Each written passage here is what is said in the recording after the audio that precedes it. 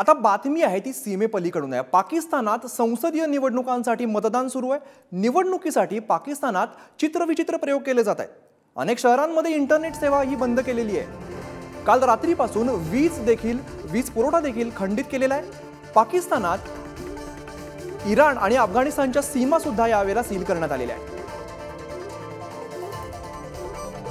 तर पाकिस्तानामध्ये संसदीय निवडणुकांसाठी मतदान आता सुरू झालेलं आहे आणि निवडणुकीसाठी मात्र पाकिस्तानात चित्रविचित्र प्रयोग आता होताना आपल्याला बघायला मिळत आहेत। अनेक शहरांमध्ये इंटरनेट सेवाही बंद आहे, तर काल रात्रीपासून वीज देखील खंडित केलेली आहे। पाकिस्तान लगतच्या इराण आणि अफगाणिस्तानच्या सीमा सुद्धा यावेळेला सील करण्यात आलेल्या आहेत।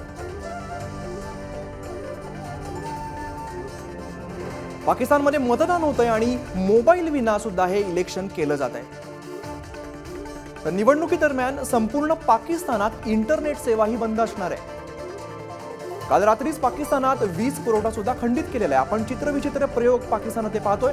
पाकिस्तान लगतच्या इराण आणि अफगाणिस्तानच्या सीमा सुद्धा सील झालेल्या आहेत। राजकीय पक्षांना विचित्र निवडणूक चिन्ह यावेळेला देण्यात आलेलं आहे।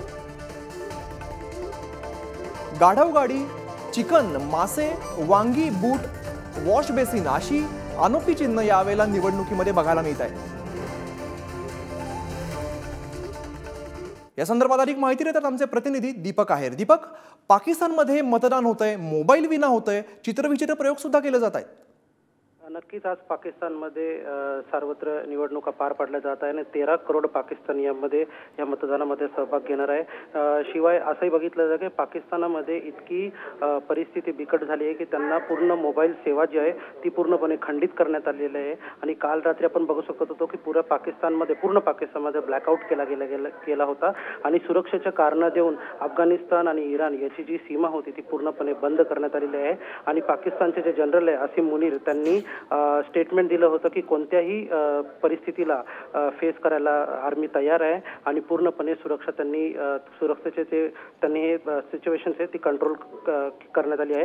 आणि आता आपण बघू शकतो की पाकिस्तानमध्ये नवाज शरीफ, पाकिस्तान मुस्लिम लीगचे नवाज शरीफ आहेत आणि पाकिस्तान पीपल्स पार्टीचे बिलावल भुट्टो जरदारी आहेत आणि त्यामुळे इम्रान खानचेही उमेदवार मैदानात आहे। आणि आता जे पाकिस्तानामधून मोठी माहिती येत आहे ती म्हणजे की लोक जे आहेत, जी पाकिस्तानची जनता जी आहे त्यांचा जे सपोर्ट आहे ते नवाज शरीफ यांना जास्त असल्याचं असं दिसून येत आहे। आणि नवाज शरीफ हे भारतासाठीही तितकेच महत्त्वाचे आहे, कारण आता सध्या नवी दिल्ली जे आहे त्यांचे क्लोज मॉनिटरिंग सुरू आहे पाकिस्तानच्या ह्या जनरल इलेक्शनवर।